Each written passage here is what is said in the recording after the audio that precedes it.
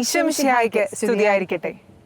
വിശുദ്ധ വീതി എന്ന പ്രോഗ്രാമിന് ശേഷം ഏഞ്ചൽസ് ആർമീത ഒരു പുതിയ കാഴ്ചയുമായി നിങ്ങൾക്ക് മുൻപിൽ. Green room. ഞാൻ ആഷ്ലി. ഞാൻ മരിയ. യോഹന്നാന്റെ സുവിശേഷം 15-ാം അധ്യായം 16-ാം വാക്യത്തിൽ നാം ഇങ്ങനെ വായിക്കുന്നു: നിങ്ങൾ എന്നെ തിരഞ്ഞെടുക്കുകയല്ല, ഞാൻ നിങ്ങളെ തിരഞ്ഞെടുക്കുകയാണ് ചെയ്തത്.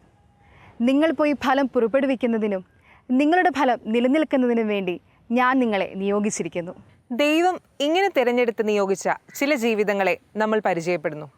ഒപ്പം അവരുടെ മാതാപിതാക്കളെയും.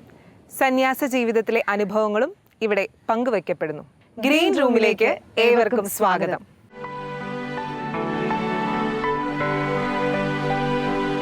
അങ്ങയുടെ സന്നിധിയിൽ ആനന്ദത്തിന്റെ പൂർണ്ണതയുണ്ടെന്ന് സങ്കീർത്തകൻ പറയുന്നത് പോലെ സമർപ്പിത ജീവിതത്തിലും ശാശ്വതമായ സന്തോഷമുണ്ട്. പുറമേ നിന്ന് നോക്കുന്ന ചിലർക്കെങ്കിലും ഈ സമർപ്പിത ജീവിതം വേദനാജനകമാണെന്ന് തോന്നുമെങ്കിലും വിശ്വസ്തരായ സമർപ്പിതർ ആനന്ദത്തിന്റെ പൂർണ്ണതയിലാണ് ജീവിക്കുന്നത്. ഇങ്ങനെ ദിവ്യകാരുണ്യ ആരാധനയിലൂടെ അഭിഷേകം സ്വന്തമാക്കിയ SABS sisters of the adoration of the blessed sacrament സന്യാസ സമൂഹത്തിന്റെ വിശേഷങ്ങളിലേക്ക് നമുക്ക് കടന്നു ചെല്ലാം. അതെ, ദൈവവിളിയുടെ മഹത്വം നമുക്ക് അനുഭവിച്ചറിയാം.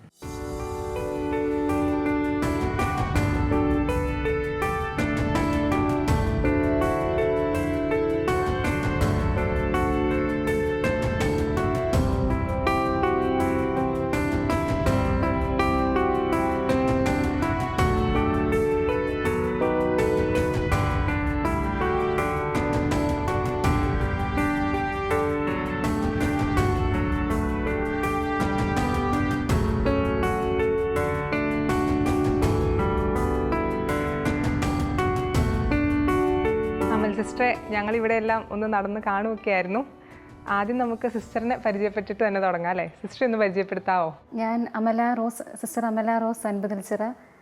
എൻ്റെ വീട് ചമ്പക്കുളത്താണ്. ഞാൻ വിശുദ്ധ കുർബാനയുടെ ആരാധനാ സന്യാസിനി സമൂഹത്തിലെ ചങ്ങനാശ്ശേരി പ്രൊവിൻസിലെ അംഗമാണ്. ഇത് സ്കൂളാണല്ലേ സിസ്റ്ററെ? അതെ, നമ്മളിപ്പോൾ നിൽക്കുന്ന ലായിക്കാട് മേരി റാണി പബ്ലിക് സ്കൂളാണ്. ഇവിടെ തന്നെ നമ്മുടെ ഒരു ആരാധന മഠം ചാപ്പലുണ്ട്, മഠമുണ്ട്. മഠത്തിൽ 6 പേരുണ്ട്. പിന്നെ സ്കൂളിൽ ശുശ്രൂഷ ചെയ്യുന്ന സിസ്റ്റർമാരുണ്ട്. പിന്നെ ഞങ്ങൾക്ക് പരിശുദ്ധ കുർബാനയുടെ ആരാധനയാണ് കൂടുതലായിട്ട് ഞങ്ങൾ ശ്രദ്ധ കേന്ദ്രീകരിച്ചിരിക്കുന്നത്. അപ്പം ഞങ്ങളുടെ സിസ്റ്റർമാർ അവിടെ ആരാധിക്കും. അങ്ങനെ ബാക്കിയുള്ളവർ സ്കൂളിൽ ശുശ്രൂഷ ചെയ്യാൻ വേണ്ടി വരുന്നുണ്ട്. സിസ്റ്റർ, ഈ കോൺഗ്രേഷനെ പറ്റിയും സഭയുടെ കാര്യത്തെ പറ്റിയൊക്കെ ഒന്ന് പറഞ്ഞുതരാമോ? ഞങ്ങളുടെ വിശുദ്ധ കുർബാനയുടെ ആരാധനാ സന്യാസിനി സമൂഹമാണ് ഞങ്ങളുടെ കോൺഗ്രിഗേഷൻ്റെ പേര്. SABS എന്ന് പറയും. ഞങ്ങളുടെ സ്ഥാപക പിതാവ് ധന്യന്മാർ തോമസ് കുര്യാളശ്ശേരി പിതാവും സഹസ്ഥാപക ശന്താളമ്മയുമാണ്. ഞങ്ങളുടെ പിതാവിനെ കുറിച്ച് പറയുകയാണെങ്കിൽ, പിതാവ് വൈദികനായിരുന്ന സമയത്ത് റോമിൽ പഠിച്ചുകൊണ്ടിരുന്നപ്പം സ്വർഗത്തിൽ മാലാഖമാർ അനന്തരം പരിശുദ്ധൻ പരിശുദ്ധൻ എന്ന് പാടി സ്തുതിക്കുന്നത് പോലെ ഭൂമിയിലും ഒരു ഗണം കന്യകമാർ പരിശുദ്ധ കുർബാനയിൽ ഈശോയെ ആരാധിക്കുന്ന ഒരു സമൂഹം വേണമെന്ന് ആഗ്രഹമുണ്ടായി. അപ്പം അതിനെ തുടർന്നാണ് ഈ ഒരു ആഗ്രഹം പിതാവിനുള്ളതുകൊണ്ട് വൈദികനായി നാട്ടിൽ വന്നപ്പോൾ, ചമ്പക്കുളത്ത് വന്നപ്പോൾ ശന്താളമ്മയെ പരിചയപ്പെട്ടു. അമ്മയ്ക്കും ഈ ഒരു ആഗ്രഹം ഉണ്ടായിരുന്നു. ആ ഒരു ആഗ്രഹത്തിൻ്റെ പൂർത്തീകരണം എന്നോണമാണ് ഞങ്ങളുടെ ഈ ഒരു ആരാധനാ സന്യാസിനി സമൂഹത്തിന് തുടക്കം വന്നത്. ഇന്ന് പല പ്രേക്ഷിത രംഗങ്ങളിലും ഞങ്ങളുണ്ട്. പ്രത്യേകമായി പരിശുദ്ധ കുർബാനയുടെ ആരാധിക്കുന്ന ഒരു സമൂഹമാണ്. വ്യക്തിപരമായി ഞാൻ പറയുകയാണെങ്കിൽ, എൻ്റെ ആദ്യ കുർബാന സ്വീകരണ വേളയിൽ എന്നെ പഠിപ്പിച്ച സിസ്റ്റർമാർ 3 കാര്യങ്ങൾ നിങ്ങൾ ഈശോയോട് പ്രാർത്ഥിക്കണമെന്ന് പറയുമായിരുന്നു. അപ്പോൾ അതിലൊന്നാമതായിട്ട് ഞാൻ പറഞ്ഞത് എന്നെ ഒരു വിശുദ്ധിയാക്കണമെന്നും, രണ്ടാമത് എന്നെ ഒരു സിസ്റ്റർ ആക്കണമെന്നും, മൂന്നാമത് എൻ്റെ കുടുംബാംഗങ്ങൾക്ക് വേണ്ടിയാണ് ഞാൻ പ്രാർത്ഥിച്ചത്. അപ്പം ഈ ഒരു ആഗ്രഹം വീണ്ടും പല കുർബാന സ്വീകരണ വേളയിലും ഈ ഒരു ആഗ്രഹം എന്നിൽ ഉണർന്നിരുന്നു. അപ്പം അതിനെ തുടർന്ന് ആ ഒരു പരിശുദ്ധ കുർബാനയോടുള്ള സ്നേഹം എന്നിൽ ആഴപ്പെട്ടതായിട്ട് എനിക്ക് അനുഭവിക്കാനിടയായി. പിന്നീട് ഞാൻ സ്കൂളിൽ പഠിച്ച് കുഞ്ഞുനാളിൽ ഉണ്ടായിരുന്ന ആഗ്രഹം 10-ലായിരുന്നപ്പോഴും ഉണ്ടായിരുന്നുവെങ്കിലും വീട്ടുകാർക്ക് അത്രയും താല്പര്യമില്ലായിരുന്നു. അങ്ങനെ പിന്നെ ഡിഗ്രി പഠനം കഴിഞ്ഞ് ആണ് ഞാൻ നമ്മുടെ ഈ ആരാധനാ സന്യാസിനി സമൂഹത്തിലേക്ക് ചേരുന്നത്. അപ്പോൾ അവിടെയെല്ലാം എന്നിലേക്ക് ഉണർന്നത് ആ പഠനവേളയിലും നിശാരാധനയിലും ഒക്കെ ഞാൻ പങ്കുചേർന്നിരുന്നു. ഞങ്ങളുടെ അടുത്തുള്ള ചമ്പക്കുളത്തെ ഗോവിന്ദപ്പള്ളിയിൽ സെക്കൻഡ് സാറ്റർഡേയിൽ ആരാധനയുണ്ടായിരുന്നു.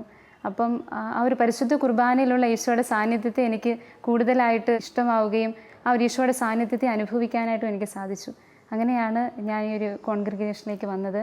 ഞങ്ങളുടെ ഈ സമൂഹം പല ഭൂഖണ്ഡങ്ങളിലായിട്ടുണ്ട്. 4 ഭൂഖണ്ഡങ്ങളിൽ ഇപ്പോൾ 5000-ഓളം സിസ്റ്റേഴ്സും അതുപോലെ തന്നെ പല 21 പ്രോവിൻസുകളിലായിട്ട് നിൽക്കുന്നു.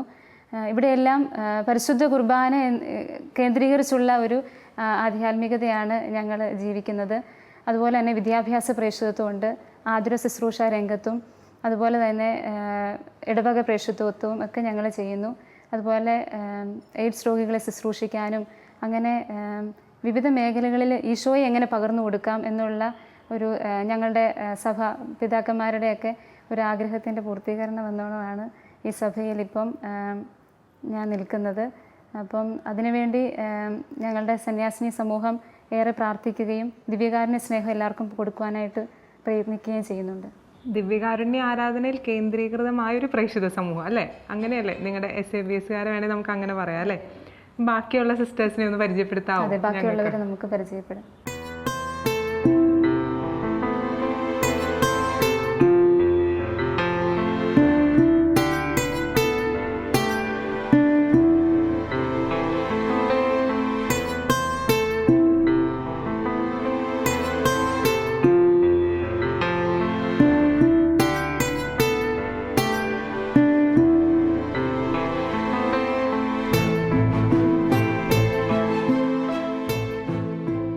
ജൂബി സിസ്റ്ററെ കുറിച്ച് ഞങ്ങൾക്കൊന്ന് പറഞ്ഞുതരാമോ? വീട് എവിടെയാ, വീട്ടിൽ ആരൊക്കെ ഉണ്ട് എന്നൊക്കെ?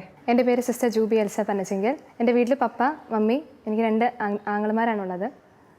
ഞാൻ പഠിച്ചത് എല്ലാം എൻ്റെ കുറിച്ച് അവിടെ അടുത്ത് തന്നെയുള്ള സ്കൂളിലാണ് പഠിച്ചതും വളർന്നതൊക്കെ. സിസ്റ്ററിൻ്റെ ചെറുപ്പകാലത്തെക്കുറിച്ചൊന്ന് പറഞ്ഞുതരാമോ? ചെറുപ്പത്തിൽ എൻ്റെ ഗ്രാൻഡ് പേരൻസ് ആണ് എന്നെ വളർത്തിയത്. എൻ്റെ പപ്പയും മമ്മിയൊക്കെ പുറത്തായിരുന്നു, സൗദിയിലായിരുന്നു അവർ. അപ്പോൾ ഗ്രാൻഡ് പേരൻസ് വളർത്തിയത് കൊണ്ട് തന്നെ പള്ളിയോടും വിശുദ്ധ കുർബാനയോടും ഒത്തിരി അടുത്ത ഒരു ബന്ധം എനിക്ക് വളർത്തിയെടുത്തത് അവർ തന്നെയാണ്.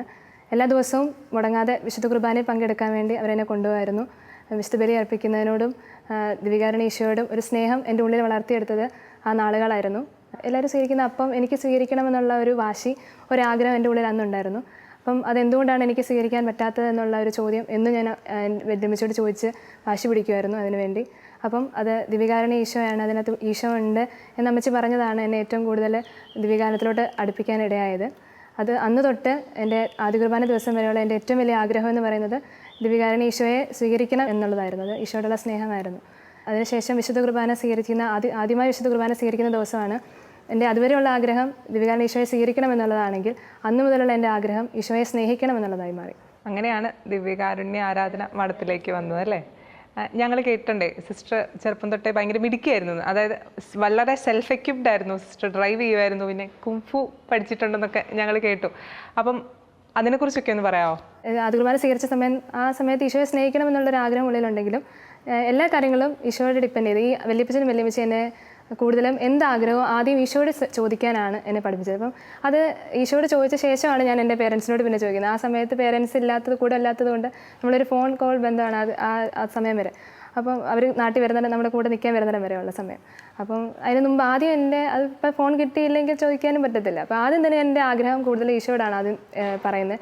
അത് വലിയൊരു സ്പിരിച്വൽ രീതിയിൽ അങ്ങനെയൊന്നും അല്ല എങ്കിൽ എൻ്റെ ഒരു ഫ്രണ്ട് എന്നുള്ള ഫ്രണ്ടിനോടൊക്കെ സംസാരിക്കുന്നത്. ആദ്യം ഞാൻ എൻ്റെ ആഗ്രഹം ഈശോയോട് സംസാരിക്കുക, അതിനുശേഷം ഞാനത് മറ്റുള്ളവരോട് അവതരിപ്പിക്കുന്ന ഒരു രീതിയായിരുന്നു എനിക്കുണ്ടായിരുന്നത്. അപ്പം എനിക്ക് ഡ്രൈവിംഗ് ഇഷ്ടമായിരുന്നു. അതുകൊണ്ട് ഡ്രൈവിംഗ് പഠിക്കണമെന്നുള്ളത് അത് എല്ലാവരും ഓടിച്ചുകൊണ്ടൊക്കെ നടക്കുമ്പം ചെറുപ്പം തന്നെ പഠിച്ചിരിക്കാന്നേ ഉള്ളൂ, ഓടിച്ചുകൊണ്ട് നടക്കാനൊന്നുമല്ല, എന്നാലും പഠിക്കണമെന്ന് ആഗ്രഹം. അത് ഞാൻ ആദ്യം തന്നെ ഈശോയോട് സംസാരിക്കുന്നത്, എനിക്ക് പഠിക്കണമെന്ന് ആഗ്രഹം ഈശോയോട് പറയുകയാണ്. അതിനുശേഷമാണ് ഡ്രൈവിംഗ് പപ്പ നാട്ടിൽ വന്ന സമയത്താണ് എന്നെ ഡ്രൈവിംഗ് പഠിപ്പിക്കുന്നത്. അതുപോലെ തന്നെ ഞാൻ 7ാം ക്ലാസ്സിൽ പഠിക്കുന്ന സമയത്താണ് ചൈനീസ് ആയോധന കലയായ കുങ്ഫു പഠിക്കാൻ വേണ്ടി പോകുന്നത്. അത് പപ്പയുടെ ഒരു നിർബന്ധ പ്രകാരമാണ് ആദ്യം പോയി തുടങ്ങിയത്. അപ്പോൾ എനിക്കറിയാം എന്നെക്കൊണ്ട് അത് ചെയ്യാൻ പറ്റത്തില്ല, എനിക്ക് അതിനോട് വലിയ താല്പര്യമില്ലാത്തതുകൊണ്ട് തന്നെ ചെയ്യാനൊരു ബുദ്ധിമുട്ട്. അപ്പം എനിക്ക് ഇതിനോടൊരു സ്നേഹം കൊണ്ടുവരണമെന്നും എനിക്കിത് ചെയ്യാൻ പറ്റണമെന്നും ഞാൻ ഈശോയോട് തന്നെ പറയുമായിരുന്നു ചെയ്തുകൊണ്ടിരുന്നത്. എനിക്ക് അതിനോട് ഒരു താല്പര്യം ഉണ്ടാക്കി തന്നതും പിന്നെ അതിനെ സ്നേഹിച്ചതും ഒരു ബ്ലാക്ക് ബെൽറ്റ് ഒക്കെ എടുക്കണം. എനിക്ക് യാത്രകൾ ഒരുപാട് ഇഷ്ടപ്പെട്ടിരുന്ന ഒരു വ്യക്തിയായതുകൊണ്ട് ഒരുപാട് യാത്ര ചെയ്യണമെന്ന് ഞാൻ ഒരുപാട് ആഗ്രഹിച്ചിട്ടുണ്ട്. പപ്പയും മമ്മിയൊക്കെ പുറത്തായിരുന്നുകൊണ്ട് പുറത്ത് പോയി പഠിക്കാനും അവിടെ ജോലി ചെയ്യാനും അവിടെയൊക്കെ നല്ല സെറ്റിലായി ജീവിക്കാനൊക്കെ ആയിരുന്നു എൻ്റെ ആഗ്രഹം. അപ്പം അങ്ങനെ ഒരു ആഗ്രഹം കിടക്കുന്നതുകൊണ്ട് തന്നെ വ്യത്യസ്തമായ രീതികളാണ് ഞാൻ ഏറ്റവും കൂടുതൽ ആഗ്രഹിച്ചിരുന്നത്. അതുകൊണ്ട് വ്യത്യസ്തമായ രീതിയിൽ ആഗ്രഹിച്ചതുകൊണ്ട് തന്നെ കുങ്ഫു എനിക്കൊരു വ്യത്യസ്തത തോന്നിയതുകൊണ്ട് തന്നെ അതിനെ ഞാൻ സ്നേഹിച്ചു തുടങ്ങി. ബ്ലാക്ക് ബെൽറ്റ് നേടുക എന്നുള്ളത് എൻ്റെ വലിയൊരു ലക്ഷ്യമായി മാറി. എനിക്ക് എന്നെ എല്ലാ കാര്യത്തിലും സപ്പോർട്ട് ചെയ്തതും എനിക്ക് അതിനകത്ത് കൂടുതൽ ബലം പകർന്നതും മറ്റാരേക്കാളും ആ ഈശോയുടെ സാന്നിധ്യം തന്നെയായിരുന്നു. സിസ്റ്റർ കുങ്ഫുവിൻ്റെ ബ്ലാക്ക് ബെൽറ്റ് കട്ടം എത്തിയപ്പോഴാണ് മഠത്തിലേക്ക് ചേർന്നതെന്ന് അറിഞ്ഞു. അപ്പോൾ അതിനുശേഷം ഇത് കണ്ടിന്യൂ ചെയ്തിരുന്നോ കുങ്ഫു? ഞാൻ മടത്തി വരുന്നത് കുങ്ഫു ബ്ലാക്ക് ബെൽറ്റ് കിട്ടാൻ 6 മാസം ഉള്ളപ്പോഴാണ്. അപ്പം അതെന്നെ സംബന്ധിച്ച് എനിക്കൊരു വേദനാജനകമായ ഒരു കാര്യമായിരുന്നു. എനിക്ക് ഒരുപാട് ആഗ്രഹിച്ച കാര്യമാണ് ബ്ലാക്ക് ബെൽറ്റ് കിട്ടുക. പിന്നെ മനസ്സിൽ തോന്നി SABSൻ്റെ ഈ ബ്ലൂ ബെൽറ്റ് മേടിക്കാൻ വേണ്ടി ആ ബ്ലാക്ക് ബെൽറ്റ് അങ്ങ് ഉപേക്ഷിച്ചേക്കാമെന്ന് ഞാൻ കരുതുമായിരുന്നു. അങ്ങനെ ഒരു സങ്കടം ഉള്ളിലുണ്ടായിരുന്നു. അപ്പം എനിക്ക് ആദ്യം എൻ്റെ ഇങ്ങനെയൊക്കെ നടന്ന ഒരു വ്യക്തിയായതുകൊണ്ട് തന്നെ എൻ്റെ ഈ ആഗ്രഹം ഞാൻ പുറത്ത് എൻ്റെ പപ്പയോടും അമ്മയോടും ഷെയർ ചെയ്തപ്പോൾ, എൻ്റെ പേരൻസിൻ്റെ അടുത്ത്, ഗ്രാൻഡ് പേരൻസിൻ്റെ ഒക്കെ അടുത്ത് തന്നെ ഷെയർ ചെയ്തപ്പോൾ എന്നെ ഏറ്റവും കൂടുതൽ ഈശോയിലേക്ക് ആനയിച്ച വല്യമ്മച്ചിയും വല്യപ്പച്ചനും പോലും എന്നെ അതിൽ നിന്ന് പിന്തിരിപ്പിക്കാനാണ് പരിശ്രമിച്ചത്. അത് വേണ്ട, നമുക്ക് സപ്പോർട്ടിനേക്കാൾ കൂടുതൽ എതിർപ്പുകൾ തന്നെയാണ് എനിക്ക് കൂടുതൽ ലഭിച്ചത്. അപ്പോൾ ആ സമയത്ത് നമുക്ക് സങ്കടമുണ്ട്. അപ്പം എൻ്റെ അവസാനമായിട്ട് എനിക്ക് പറയാനുണ്ടായിരുന്ന ഒരു കാര്യം, എൻ്റെ പപ്പയും മമ്മിയൊക്കെ പുറത്തായിരുന്നു. അപ്പോൾ ആ സമയത്തൊക്കെ അവരൊക്കെ പുറത്ത് പോയി, ഞാനിവിടെ ആയിരുന്നു, നാട്ടിലായിരുന്നു. ഞാൻ ഒരിക്കലും ആരോടും ഒന്നിനോടും നോ പറഞ്ഞിട്ടില്ല. അവർ എൻജോയ് ചെയ്ത് അവരാഗ്രഹിച്ച പോലെയൊക്കെ ഓക്കെ, കുഴപ്പമില്ല. അതുപോലെ തന്നെ എൻ്റെ ഈ ആഗ്രഹത്തിൻ്റെ സമയത്ത് എന്നെ ഇതിനെ വിട്ടു തരണം എന്നുള്ളൊരു റിക്വസ്റ്റ് ഞാൻ അവർക്ക് മുമ്പിൽ പറഞ്ഞു. അതിനുശേഷം അവർ പോകേണ്ട, +2 കഴിഞ്ഞ് പോയി. കുങ്ഫു എനിക്കിഷ്ടമാണെന്ന് ഇവർക്ക് അറിയാവുന്നതുകൊണ്ട് തന്നെ ഇതെന്നാൽ കംപ്ലീറ്റ് ചെയ്തിട്ട് പോകും എന്നുള്ളൊരു ഒപ്പീനിയൻ അവർ വെച്ചു. പക്ഷേ ആ സമയത്ത് എനിക്ക് അതും എന്നെ ഇത് പഠിപ്പിച്ചതും ഇതിനോടൊരു സ്നേഹം ഉണ്ടാക്കി തന്നതും ഒക്കെ ഈശോ ആയതുകൊണ്ട് ഓക്കെ. ആ സമയത്ത് ഇങ്ങനെ അങ്ങനെ ഈ സന്യാസത്തിലേക്ക് എൻ്റെ ഈ വിളി തിരിഞ്ഞപ്പോൾ, ആ സ്നേഹം തിരിഞ്ഞപ്പോൾ അതെല്ലാം ഉപേക്ഷിക്കാൻ ഞാൻ തയ്യാറായി. മടത്തി വന്ന ശേഷം ഞാനെല്ലാം ഉപേക്ഷിച്ച്, അതിലൊരു ചെറിയ സങ്കടം ഉള്ളിലുണ്ട്. ഈ ചെറുപ്പം തൊട്ട് പപ്പേനെയും അമ്മേനെയൊക്കെ അവരിൽ നിന്നൊരു ഡിറ്റാച്ച്മെൻറ്റ് ഉണ്ടായിരുന്നതുകൊണ്ട്, അങ്ങനെ വളർന്നതുകൊണ്ട് തന്നെ അവരെ ഉപേക്ഷിക്കാൻ എനിക്ക് ഒത്തിരി സങ്കടം ഉണ്ടായിരുന്നെങ്കിലും അവരോട് ഒത്തിരി നാൾ നിൽക്കാൻ പറ്റിയിട്ടില്ല എന്നൊക്കെ ഉള്ളൊരു സങ്കടം. പപ്പയുടെ തീരെ കുറച്ച് ഈ അവധിക്ക് വരുന്ന സമയങ്ങൾ മാത്രമേ നിന്നിട്ടുള്ളൂ. അതെനിക്കൊരു വിഷമമാണ്. അപ്പോൾ അങ്ങനെയുള്ള ചെറിയ ചെറിയ സങ്കടങ്ങളുള്ളൂ. വലിയൊരു സങ്കടമോ വീടിൽ നിന്ന് മാറി നിൽക്കുന്നതിനോട് വലിയൊരു പ്രശ്നമില്ലായിരുന്നു. അപ്പം അങ്ങനെയുള്ള കൊച്ചു കൊച്ചു സങ്കടങ്ങളൊക്കെ ഉണ്ടെങ്കിൽ അതെല്ലാം ഈശോയ്ക്ക് സമർപ്പിച്ചുകൊണ്ട് തന്നെ ഈ കുങ്ഫു എന്നുള്ള ആഗ്രഹം, ബ്ലാക്ക് ബെൽറ്റ് എന്നുള്ള ആഗ്രഹം എല്ലാം സമർപ്പിച്ചുകൊണ്ടാണ് ഞാൻ മടത്തി വന്ന ആദ്യം എൻ്റെ അന്നത്തെ പ്രൊവിൻഷ്യലായിരുന്ന സിസ്റ്റർ ഡോക്ടർ മേഴ്സി നെടുമ്പറും എന്നോട് ആദ്യമായി ചോദിച്ച ചോദ്യം, നമുക്ക് ഈ കുങ്ഫു ബാക്കി കംപ്ലീറ്റ് ചെയ്തുകൂടെ, കംപ്ലീറ്റ് ചെയ്യാൻ ബാക്കി ഇനി കുറച്ചും കൂടെ അല്ലേ ഉള്ളൂ. ഞാനോടത്ത് തമാശ ചോദിച്ചായിരിക്കും. എന്നിപ്പോൾ മടത്തി വന്ന ഒരാളോട് ഒരിക്കലും ആരും ചോദിക്കാത്തൊരു ചോദ്യം, തമാശയായിരിക്കും എന്നുള്ളൊരു ഞാനും അതിനെ സില്ലിയായിട്ട് എടുത്തു. പിന്നീട് കുറച്ച് ദിവസങ്ങൾ കഴിഞ്ഞ് വീണ്ടും അമ്മ ഇത് തന്നെ ആവർത്തിച്ചു, നമുക്ക് പോയി ബാക്കി പഠിച്ചാലോ. അപ്പോൾ ഞാൻ ചമ്മ സീരിയസ് ആയിട്ടാണ് പറയുന്നത്. അപ്പം ദൈവം എനിക്ക് അങ്ങനെ ഒരു ആഗ്രഹം തോന്നിപ്പിച്ചതും, അങ്ങനെ എനിക്ക് എൻ്റെ ജീവിതത്തിൽ നടന്ന എല്ലാ കാര്യങ്ങളും ദൈവഹിതമാണെന്ന് ഉറച്ച് വിശ്വസിക്കുന്ന ഒരാളാണ് ഞാൻ. അപ്പോൾ അതിലെല്ലാത്തിനും ഒരു ബേസ്, എൻ്റെ കൂടുതൽ എല്ലാ കാര്യത്തിനും ഈശോയുടെ സാന്നിധ്യം ഞാൻ അനുഭവിച്ചിട്ടുണ്ട്. അതുകൊണ്ട് തന്നെ ഇത് ഈശോയുടെ ഇഷ്ടമാണെന്നല്ലോ എന്നൊരു കരുതി പഠിക്കാൻ വേണ്ടി ചെന്നു. അവിടെ ചെന്ന സമയത്ത് എന്നെ കുങ്ഫു പഠിച്ചുകൊണ്ടിരുന്ന എൻ്റെ മാസ്റ്റർ വിജയൻ മാസ്റ്ററിൻ്റെ കീഴിലാണ് ഞാൻ കുങ്ഫു പഠിച്ചത്. മാസ്റ്ററിനൊന്നും ഒട്ടും താല്പര്യമില്ലായിരുന്നു. അപ്പോൾ അവരെ സംബന്ധിച്ച് സന്യാസം അത്ര ഒട്ടും ഫ്രീഡം ഇല്ല, അവർക്ക് ഞാൻ ആഗ്രഹിച്ച ഒരു ലൈഫൊന്നും എനിക്ക് കിട്ടത്തില്ല എന്നൊക്കെ ഉള്ളൊരു മൈൻഡ് അവർക്കുണ്ടായിരുന്നു. അപ്പം അങ്ങനെ ഇരിക്കുമ്പം ഇങ്ങനെ ഈ കുങ്ഫു പഠിക്കാൻ വേണ്ടി മടത്തി വന്ന ശേഷം തിരിച്ച് ഇവർ വിട്ട് പഠിക്കാൻ ചെന്നത് അതവരെ ഒരുപാട് തിരിച്ച് ചിന്തിപ്പിക്കുകയായിരുന്നു. സന്യാസത്തെക്കുറിച്ചുള്ള ഒരു കൺസെപ്റ്റ് അതിൻ്റെ വീട്ടുകാർക്കും നാട്ടുകാർക്കും ഒപ്പം എൻ്റെ മാസ്റ്ററിനും ക്ലാസ്സിലും എൻ്റെ കൂടെ പഠിച്ച ക്ലാസ്മേറ്റ്സിനൊക്കെ ഇത് അവരുടെ ഒരു സന്യാസത്തെക്കുറിച്ചുള്ളൊരു കൺസെപ്റ്റ് തിരിച്ചൊന്ന് മറിയാനായിട്ട് ഇടയായി. പിന്നെയുള്ള 6 മാസം എല്ലാ ഞായറാഴ്ചയും മടത്തി നിന്നുകൊണ്ട് തന്നെ ഞായറാഴ്ച ദിവസങ്ങളിലായിട്ട് പോവും, ക്ലാസ്സിൽ പങ്കെടുക്കും, തിരിച്ചു വരും. അങ്ങനെ 6 മാസത്തിനുള്ളിൽ ഞാൻ കുങ്ഫു ബ്ലാക്ക് ബെൽറ്റ് നേടി. കുങ്ഫു ബ്ലാക്ക് ബെൽറ്റിൽ ചരിത്രത്തിൽ ആദ്യമായിട്ട് എൻ്റെ ഈ ചടങ്ങിൽ എനിക്ക് കൂട്ടായിട്ട് വന്നത് എൻ്റെ പേരൻസിനൊപ്പം എൻ്റെ മിസ്റ്റേഴ്സുമാരായിരുന്ന 2 സിസ്റ്റേഴ്സും എൻ്റെ കൂടെ ഉണ്ടായിരുന്നു എന്നുള്ളത്. ഈ കുങ്ഫു മടത്തി വന്നതിന് ശേഷം വല്ല ആവശ്യം വന്നോ സിസ്റ്ററെ? നടത്തി വന്ന ശേഷം എനിക്ക് എൻ്റെ കൂടെ ഉള്ളവരെയും എൻ്റെ സിസ്റ്റേഴ്സൊക്കെ ഞങ്ങൾ ഒരുമിച്ച് കൂടുന്ന സമയത്ത് ഇതിൻ്റെ പ്രോഗ്രാംസൊക്കെ നടത്തും. എൻ്റേതായ രീതിയിൽ ഞാനത് അവതരിപ്പിക്കാറുണ്ട്. പിന്നെ അത് കൂടാതെ എക്സസൈസൊക്കെ കാണിച്ചു കൊടുക്കാറുണ്ട്. അപ്പോൾ ശരിക്കും സിസ്റ്ററിനോട് സംസാരിക്കുമ്പം നമുക്ക് മനസ്സിലാവുന്ന ലോകത്തിൻ്റെ എല്ലാ ആഗ്രഹങ്ങളും ആഘോഷങ്ങളും സന്തോഷങ്ങളും ഒക്കെ അറിഞ്ഞിട്ട് അതെല്ലാം ഈശോയെ പ്രതി വിട്ട് മഠത്തിലേക്ക് വന്ന ഒത്തിരി ആൾക്കാരുണ്ടല്ലേ, അത് ഈ മഠത്തിൽ തന്നെയാണേലും. പക്ഷെ എന്നാൽ ഇവിടെ വന്നിട്ട് നിങ്ങൾക്ക് അതിനോടൊന്നും നോ പറയേണ്ടി വന്നുമില്ല. ഈശോയുടെ ഒപ്പം തന്നെ കുങ്ഫു ആവട്ടെ, ഡ്രൈവിംഗ് ആവട്ടെ എല്ലാം മുന്നോട്ട് കൊണ്ടുപോകാൻ സാധിക്കുന്നുണ്ട്. അത് ഞങ്ങൾക്ക് മനസ്സിലായി. സിസ്റ്ററെ കണ്ടതിൽ ഒത്തിരി സന്തോഷം. Thank you.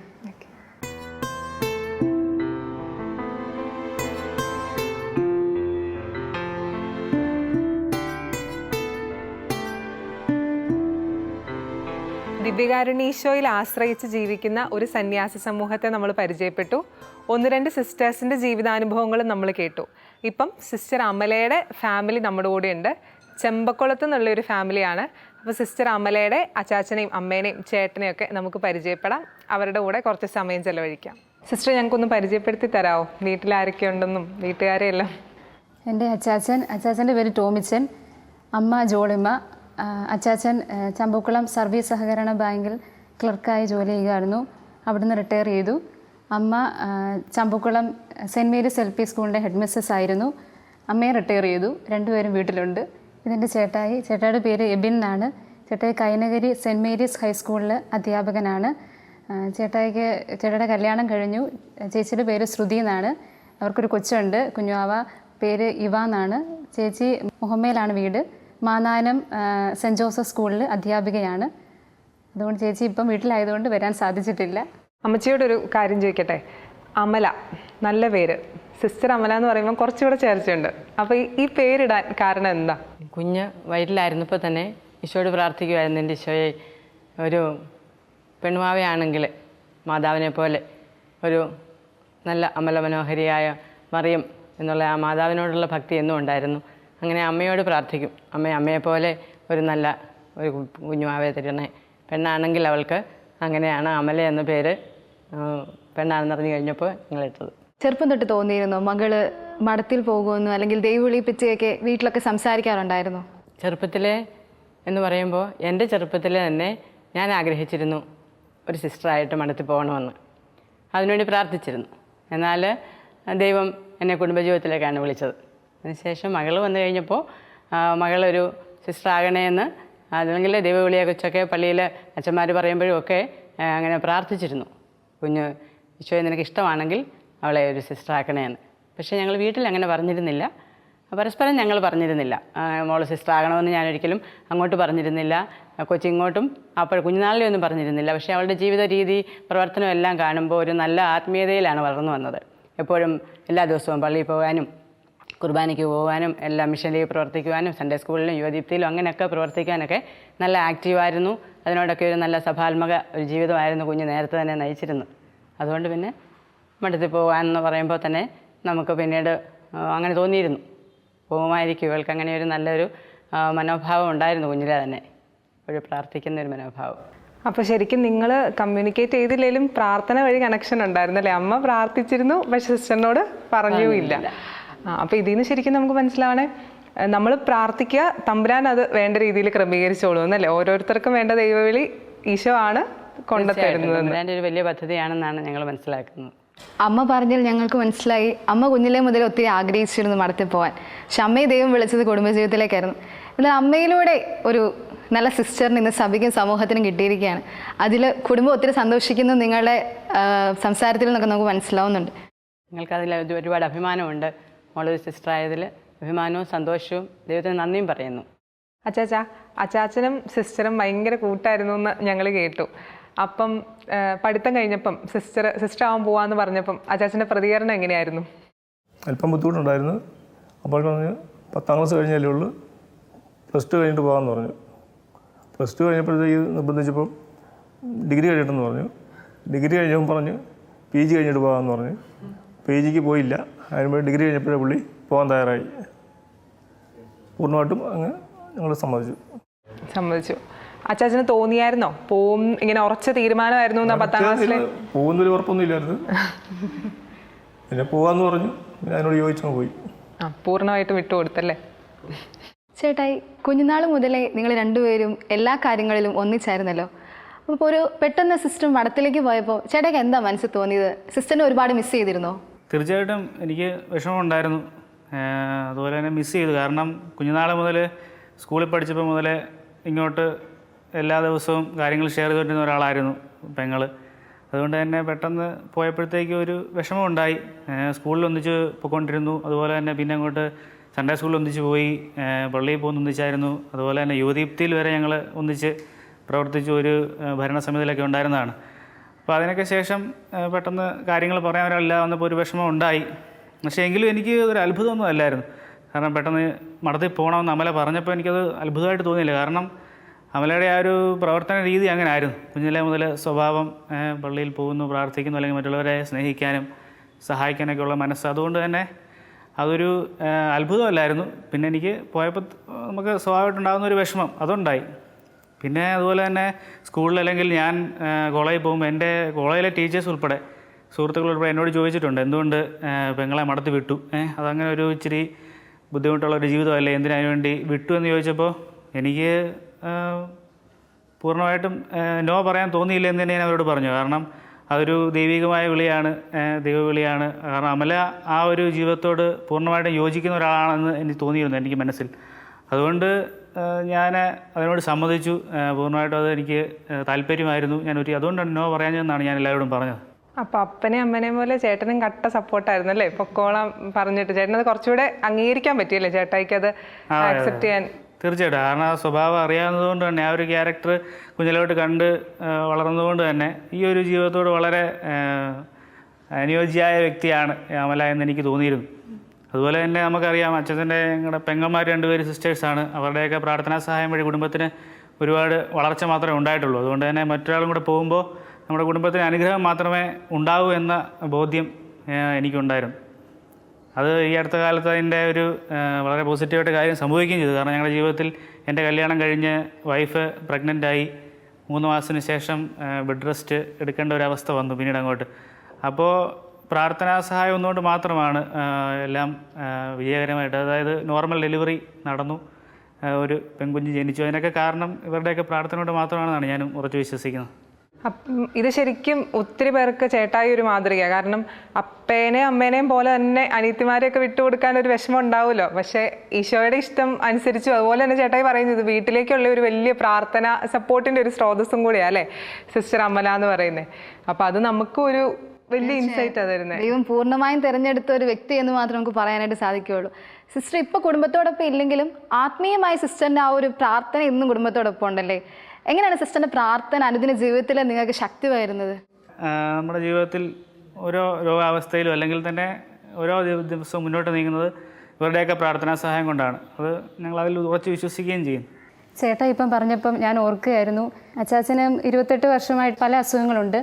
അപ്പം അവിടെയൊക്കെയും ഒരു പ്രാർത്ഥനയുടെ ബലമാണ് അച്ചാച്ചനെ നടത്തുന്നതിന് ഒരു വിശ്വാസമുണ്ട്. അതുപോലെ ഞങ്ങളുടെ ആൻറ്റിമാർ 2 പേരും സന്യാസിനി സമൂഹത്തിലുണ്ട്. അപ്പം ഇവരുണ്ടെങ്കിലും ആ കമ്മ്യൂണിറ്റി മുഴുവൻ, ഞങ്ങളുടെ സഭ മുഴുവനും പ്രാർത്ഥനയുടെ ഒരു അരൂപി ഞങ്ങളുടെ കുടുംബത്തെ ഒത്തിരി സംരക്ഷിക്കുന്നതായിട്ട് എനിക്ക് അനുഭവപ്പെട്ടിട്ടുണ്ട്. അതുപോലെ തന്നെ അമ്മ ഇപ്പം പറഞ്ഞു, അപ്പം കുഞ്ഞിലെ ഞാനൊരു സിസ്റ്ററാകണം എന്നുള്ള ഒരാഗ്രഹം അമ്മയ്ക്കുണ്ടായിരുന്നു. പക്ഷെ ഞാനത് അറിയുന്നില്ല. അപ്പോൾ അതിൻ്റെ ഒരു ഈശോ അത് അറിഞ്ഞ് എന്നെ അറിഞ്ഞ് അവിടുന്ന് എന്നെ വിളിച്ച് ഈ ഒരു സഭയിൽ അംഗമാക്കി. അപ്പോൾ അതിനൊക്കെ എനിക്കൊരു ഒത്തിരി നന്ദിയുണ്ട്. ഈ ഒരു ദൈവവിളി സ്വീകരിക്കാൻ സാധിച്ചത് ശരിക്കും ഒരു ദൈവാനുഗ്രഹം നിറഞ്ഞ ഒരു കുടുംബത്തിൽ വളരാൻ സാധിച്ചു. അപ്പോൾ അതിലൂടെ സഭയ്ക്ക് ഒരു അനുഗ്രഹമായി തീരാനായിട്ട് ആഗ്രഹിക്കുന്നു. അമ്മയുടെയും അച്ചാച്ചൻ്റെയും ചേട്ടായുടെയും ഒക്കെ ഒരു പ്രാർത്ഥനയുടെ ബലമാണ് ഞങ്ങളുടെ സമൂഹത്തിൻ്റെയും അതുപോലെ തന്നെ ഞങ്ങളുടെ ജീവിതത്തിൻ്റെ ഈ ഒരു നിലനിൽപ്പിന് ഏറ്റവും അടിസ്ഥാനം എന്ന് ഞാൻ ഉറച്ചു വിശ്വസിക്കുന്നു. അപ്പം മരിയ, അമല സിസ്റ്ററിനോട് വർത്താനം പറഞ്ഞപ്പം നമുക്ക് മനസ്സിലായ ഒരു കാര്യം, ശരിക്കും വിളിക്കുന്നത് ദൈവമാണെങ്കിലും ഒരു ദൈവവിളി വീട്ടിൽ രൂപപ്പെടുത്തുന്നതിൽ അമ്മയും അച്ചാച്ചനും ചേട്ടായും ഒക്കെ എന്തേരം പങ്ക് വഹിക്കുന്നു എന്ന് നമുക്ക് മനസ്സിലായി. എത്രത്തോളം കുടുംബത്തിൻ്റെ ആ ഒരു പ്രാർത്ഥനയും അതുപോലെ കുടുംബത്തിൻ്റെ ആഗ്രഹവും ഒക്കെ ചേർന്നിട്ടാണ് ഒരാൾ സിസ്റ്ററായിട്ടോ അച്ഛനായിട്ടോ വരുന്നതെന്ന് നമുക്ക് തോന്നുക. അതുപോലെ തന്നെ സിസ്റ്റർ പറഞ്ഞപ്പോൾ ഞങ്ങൾ പ്രത്യേകം ശ്രദ്ധിച്ചൊരു കാര്യം, സിസ്റ്റർ പറഞ്ഞില്ലേ, നമ്മുടെ ഒരു ആവശ്യത്തിന് വേണ്ടി നമ്മൾ മാത്രമല്ല പ്രാർത്ഥിക്കുന്നത്. ഒരു സന്യാസ ജീവിതം സ്വീകരിക്കുമ്പം അല്ലെങ്കിൽ ഒരു സിസ്റ്റർ ആകുമ്പോൾ അച്ഛനാകുമ്പോഴൊക്കെ നമുക്കൊരാവശ്യം വന്നാൽ പിന്നെ അത് എല്ലാവരുടെയും കൂടെ ആവശ്യമല്ലേ. അപ്പം അമ്മയ്ക്കും അച്ചാച്ചനും കുറേ മക്കളെ കിട്ടിയ പോലെ അല്ലെങ്കിൽ നിങ്ങളുടെ വീട്ടിലേക്ക് കുറേ ആൾക്കാർ വന്ന പോലെ അങ്ങനെയൊക്കെ നമുക്ക് മനസ്സിലാവും. അപ്പോൾ ഒത്തിരി സന്തോഷം ഇങ്ങനെയൊക്കെ കാണുമ്പോഴത്തേനേ. എനിക്കൊന്ന് പ്രേക്ഷകർക്കും ഒത്തിരി ഇൻസൈറ്റുകൾ കിട്ടുന്നുണ്ടാവും. പലരെയും പരിചയപ്പെടുമ്പോൾ പല രീതിയിലുള്ള ബോധ്യങ്ങളാണ് ഈശോ നമുക്ക് പകർന്നു തരുന്നത്. അപ്പം അമല സിസ്റ്ററിനെയും അച്ചാച്ചനെയും അമ്മേനെയും ചേട്ടായും ഒക്കെ കണ്ടതിൽ ഒത്തിരി സന്തോഷം. Thank you so much.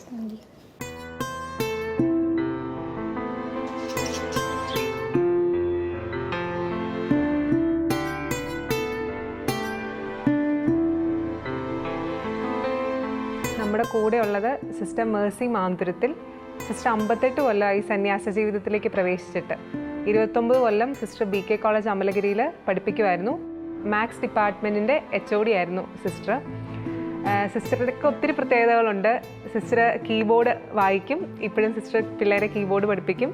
ഇവിടെ വന്നപ്പോൾ സിസ്റ്ററെക്കുറിച്ച് ഒത്തിരി സിസ്റ്റേഴ്സൊക്കെ ഞങ്ങളോട് കുറേ കാര്യങ്ങളൊക്കെ പറഞ്ഞു. അപ്പോൾ സിസ്റ്ററിനെ നമുക്കൊന്ന് പരിചയപ്പെടാം. സിസ്റ്ററോട് കുറച്ച് കാര്യങ്ങളൊക്കെ ഞങ്ങൾക്ക് ചോദിക്കാനുണ്ട്. ചെറുപ്പം മുതലേ സിസ്റ്റർ ഇങ്ങനെ തന്നെയായിരുന്നോ? എല്ലാ കാര്യങ്ങളിലും ഒത്തിരി ആക്റ്റീവായിട്ട് ചെയ്യുന്നൊരു വ്യക്തിയായിരുന്നോ? ചെറുപ്പം മുതലേ വളരെ ആക്റ്റീവായിരുന്നു. ചിലപ്പം സൺഡേ സ്കൂളിലെ ആക്ടിവിറ്റീസിൽ, സ്കൂളിലാണെങ്കിലും പാട്ടും ഡാൻസും കോമിക്ക് ഫാൻസി ഡ്രസ്സ് എല്ലാം എല്ലാത്തിനുമൊക്കെ സമ്മാനമൊക്കെ വാങ്ങിച്ചിട്ടുണ്ട്.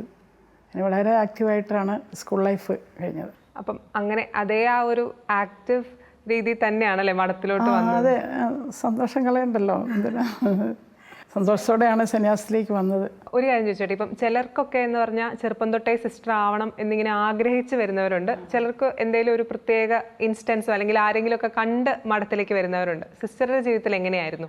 ചെറുപ്പത്തിലൊന്നും അങ്ങനെ സിസ്റ്ററാണോന്നൊന്നുമില്ല. ആടിപ്പാടി നടന്നങ്ങ് സന്തോഷമായിട്ടങ്ങ് 10ാം ക്ലാസ്സിൽ പഠിക്കുമ്പോൾ എന്നെ ബോർഡിങ്ങിലാക്കി. അത് SABSകാരുടെ ബോർഡിംഗ് ആയിരുന്നു ഞങ്ങളുടെ സിസ്റ്റേഴ്സ്.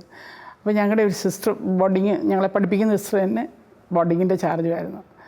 അപ്പോൾ എനിക്ക് ആ സിസ്റ്ററിൻ്റെ ഡീലിങ്സും സംസാരവും പിന്നെ ഞാൻ അവരുടെ പ്രെയറൊക്കെ ഞാൻ വെറുതെ ഇങ്ങനെ നോക്കി നിൽക്കുമായിരുന്നു. അവർ ഒന്നിച്ച് പ്രാർത്ഥിക്കുന്നതും എല്ലാ ശനിയാഴ്ചയും അവർക്ക് മാതാവിനോടൊരു സ്തുതിപ്പുണ്ട്. ഇങ്ങനെ ലൈനായിട്ട് നിന്ന് കാപ്പയൊക്കെ ഇട്ട് തിരിയും പിടിച്ച് അതെനിക്ക് വളരെ ടച്ചിങ് ആയിരുന്നു. അതൊക്കെ 3rd ടൈം ആയപ്പോൾ തൊട്ട് പരീക്ഷ തീർന്നു കിട്ടിയാൽ മതി, നടത്തി പോകണമെന്നൊരു ചിന്ത അങ്ങ് കയറിയിട്ട് ഭയങ്കര അങ്ങനെയാണ്. അവിടെ നിന്നാണ് ആ പ്രചോദനം കിട്ടുന്നത്, ആ ബോർഡിങ് ലൈഫ്.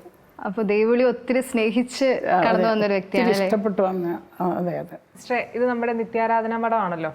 അപ്പം സിസ്റ്ററെ കുറിച്ച് സംസാരിച്ചപ്പം ബാക്കിയുള്ള സിസ്റ്റേഴ്സ് എല്ലാം പറഞ്ഞു സിസ്റ്റർക്ക് പ്രാർത്ഥന ഒരു ഹരമാണെന്ന് പറഞ്ഞു. സിസ്റ്റർക്ക് എത്ര നേരം വേണേലും ദിവ്യകാരുണ്യ സന്നിധിയിലൊക്കെ ഇരിക്കാൻ സിസ്റ്റർക്ക് ഭയങ്കര ആഗ്രഹമാണ്, ഒരു മടുപ്പ് തോന്നുന്നത് കാണാറേ ഇല്ല എന്ന് പറഞ്ഞു. അപ്പോൾ സിസ്റ്ററുടെ ആ ഒരു പ്രെയർ ലൈഫിനെ കുറിച്ചൊന്ന് സംസാരിക്കാവോ? ഞങ്ങളുടെ റെഗുലർ ടൈം കഴിഞ്ഞാൽ പിന്നെ എനിക്ക് ചാപ്പലിൽ പോയി ദിവ്യാന്വേഷിയെ ആരാധിക്കണം എന്നുള്ളതാണ്. ഒട്ടും സമയം ഞാൻ കളയാറില്ല. എനിക്കിങ്ങനെ പകൽ കിടക്കണമെന്നോ വിശ്രമിക്കണമെന്നോ ഒന്നുമില്ല.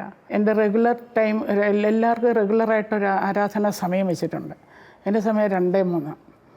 അപ്പോൾ 2:00-2:00 കയറിയാൽ പിന്നെ 4-4:30 ആരാധന ക്ലോസ് ചെയ്ത് കഴിഞ്ഞ് സാധാരണ പോരാറുള്ളൂ. ഒരു ഈശോയുടെ ആണെങ്കിലും അങ്ങ് എനിക്കൊരു ഫ്രണ്ട്ലി ടോക്ക് പോലെ ഞാൻ കണ്ണടച്ചിരുന്ന് ഈശോയുടെ കാര്യങ്ങളൊക്കെ പറയുന്ന ഒരു അനുഭവമൊക്കെ എനിക്കുണ്ട്. നല്ലൊരു സന്തോഷത്തിൻ്റെ ഒരു ഇതാണ്. ഇപ്പോൾ തന്നെ ചാപ്പലിപ്പോൾ ഈശോയുടെ എല്ലാം പറഞ്ഞ് ചെയ്യാൻ വന്നിരിക്കുന്നു. ഈശോയായിട്ട് വളരെ ക്ലോസ് ആയിട്ടൊരു കണക്ഷൻ ഉണ്ട്, ഒരു ഇൻറ്റിമസി എന്ന് പറയത്തില്ലേ, അത് ഉണ്ട്. അപ്പോൾ ഇന്നത്തെ കാലത്ത് ആ ഒരു ഇൻറ്റിമസി കുറച്ചൊക്കെ കുറഞ്ഞു വരുന്നതുകൊണ്ട് തോന്നുന്നു. സിസ്റ്ററിന് അപ്പോൾ എന്താണ് പറയാനുള്ളത് ഈശോയായിട്ട് കുറച്ചും കൂടെ ക്ലോസ് ആവാനായിട്ട്? പ്രയർ ലൈഫ് ഡീപ്പാകാമെങ്കിൽ ഒരിക്കലും ഇൻറ്റിമസി പറയത്തില്ല. നമ്മൾ ആക്ടിവിറ്റീസിൽ ഒത്തിരി കയറിയാലും പ്രയർ ലൈഫ്, മെഡിറ്റേഷനിലേക്കാണ് നമ്മളിങ്ങനെ മെഡിറ്റേറ്റ് ചെയ്ത് ഈശോയായിട്ട് ഇങ്ങനെ അങ്ങ് ക്ലോസ് ആകുന്നത്. ആ ഒരു ശീലമൊക്കെ കിട്ടുവാണെങ്കിൽ പിന്നെ നമ്മൾ പ്രാർത്ഥിക്കണം, ഈശോയെ പ്രാർത്ഥിക്കാൻ പഠിപ്പിക്കണേ. ഇപ്പോഴാണ് നിന്നെ ഒത്തിരി സ്നേഹിക്കാൻ എന്നെ പഠിപ്പിക്കണേന്ന് തന്നെ ഞാൻ പ്രാർത്ഥിക്കുന്നുണ്ട് ഈശോയോട്. നീ മതി, നീ മാത്രം മതി എന്ന് പറഞ്ഞാൽ നീ മാത്രം മതി, നീ മാത്രം മതി, നീ മാത്രം മതി എനിക്ക്. ഈശോയുടെ സന്നിധി ഇങ്ങനെ ഉറക്കെ പാടും. നിങ്ങൾ അനുഭവിക്കുന്ന ആ ഒരു ആത്മീയ സന്തോഷം പറയുന്നതിലൂടെ ഞങ്ങൾക്കും അത് മനസ്സിലാവുന്നുണ്ട്. എത്രമാത്രം ഈ ഒരു തിരുവസ്ത്രത്തിനുള്ളിൽ നിങ്ങൾ സന്തോഷിക്കുന്നു എന്ന് ഞങ്ങൾക്ക് മനസ്സിലാവുന്നു. ഒത്തിരി സന്തോഷിക്കുന്നു. ഓരോ ദിവസവും ഇതിന്റെ ബ്യൂട്ടി, സന്യാസത്തിന്റെ ബ്യൂട്ടി നിങ്ങൾ അനുഭവിക്കുന്നു. അതിലുപരി ഞങ്ങൾക്കത് ഇപ്പോൾ ആശ്ലിക്കും എനിക്കും നല്ല രീതിയിൽ മനസ്സിലാവുന്നുണ്ട്. ഇത് ഒരുപാട് പേർക്ക് ഒരു പ്രചോദനമാകും എന്ന് ഉറപ്പുണ്ടല്ലേ? ഒത്തിരി സന്തോഷം സിസ്റ്ററെ കണ്ടതിലും പരിചയപ്പെടാൻ പറ്റിയതിലും ഒക്കെ. Thank you very much. കുടുംബങ്ങളുടെ പ്രാർത്ഥനാ ജീവിതം, ഇവരുടെ സമർപ്പണം, ഇവ സ്വന്തമാക്കിയ കൃപ, ഇവ മക്കളുടെ വിളിയെ, അതിൻ്റെ തിരിച്ചറിവിനെ, വിളിയിലുള്ള നിലനിൽപ്പിനെയൊക്കെ സ്വാധീനിക്കുന്നു. ഒരു വ്യക്തി സന്യാസ ജീവിതത്തിലേക്ക് പ്രവേശിക്കുമ്പോൾ ആ കുടുംബം മുഴുവനുമാണ് സന്യാസ സമൂഹവുമായി ഒന്നുചേരുന്നത്. ഈ കുടുംബം സന്യാസ സമൂഹത്തിന് വേണ്ടി പ്രാർത്ഥിക്കുന്നു. സന്യാസ സമൂഹം ആ കുടുംബത്തെ പൂർണ്ണമായും തങ്ങളുടേതായി സ്വീകരിക്കുന്നു. ഈ ഒരു സ്വർഗീയ അനുഭവം SABS സമൂഹത്തിൽ തുടർന്നും നിലനിൽക്കുന്നതിന് വേണ്ടി ഈ കോൺഗ്രിഗേഷനായി പ്രാർത്ഥിക്കാം. ദൈവം നമ്മെ എല്ലാവരെയും അനുഗ്രഹിക്കട്ടെ. വിളിച്ചെന്നെ അനുഗ്രഹിച്ചു, നിന്റെ വരങ്ങളാൽ എന്നെ നിറച്ചു. വിളിച്ചതു നാഥനല്ലോ, നിന്റെ വിളിയൊരു ദാനമല്ലോ. വിളിച്ചെന്നെ അനുഗ്രഹിച്ചു, നിന്റെ വരങ്ങളാൽ എന്നെ നിറച്ചു. വിളിച്ചതു നാഥനല്ലോ, നിന്റെ വിളിയൊരു ദാനമല്ലോ.